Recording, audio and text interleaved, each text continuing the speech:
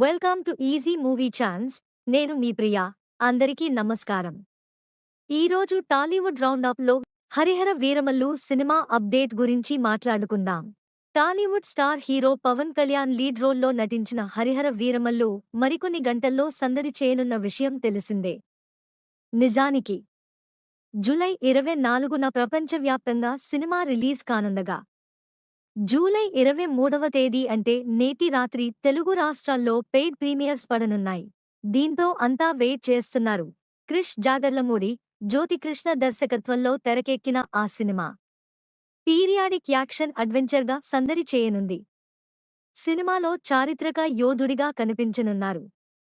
Never before powerful రోల్లో act చేశారు.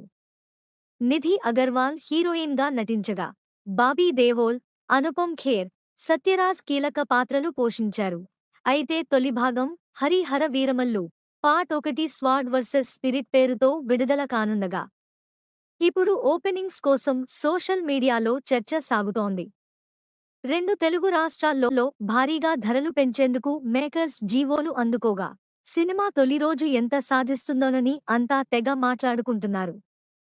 ఇప్పటికే మేకర్స్ రిలీజ్ చేసిన ప్రమోషనల్ కంటెంట్, పవన్ కళ్యాణ్ ఇచ్చిన ఇంటర్వ్యూలు, ఈవెంట్స్ మంచి రెస్పాన్స్ అందుకున్నాయి. సినిమాపై బజ్ కూడా క్రియేట్ చేశాయి. ఇప్పుడు వీరమల్లు మూవీ 30 కోట్ల ఓపెనింగ్స్ సాధిస్తుందని కొందరు ట్రేడ్ పండితులు అంచనా వేస్తున్నట్టు సోషల్ మీడియాలో వార్తలు వస్తున్నాయి. దీంతో 2025లో టాలీవుడ్లో సెకండ్ ఓపెనింగ్స్ సాధించిన మూవీగా నిలవనుందని ప్రచారం జరుగుతోంది.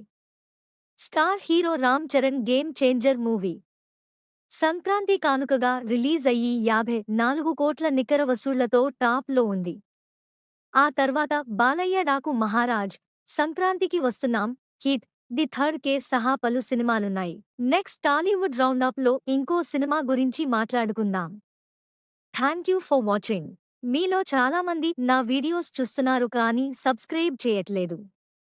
సబ్స్క్రైబ్ చేసి కింద బెల్ ఐకాన్ క్లిక్ చేయండి.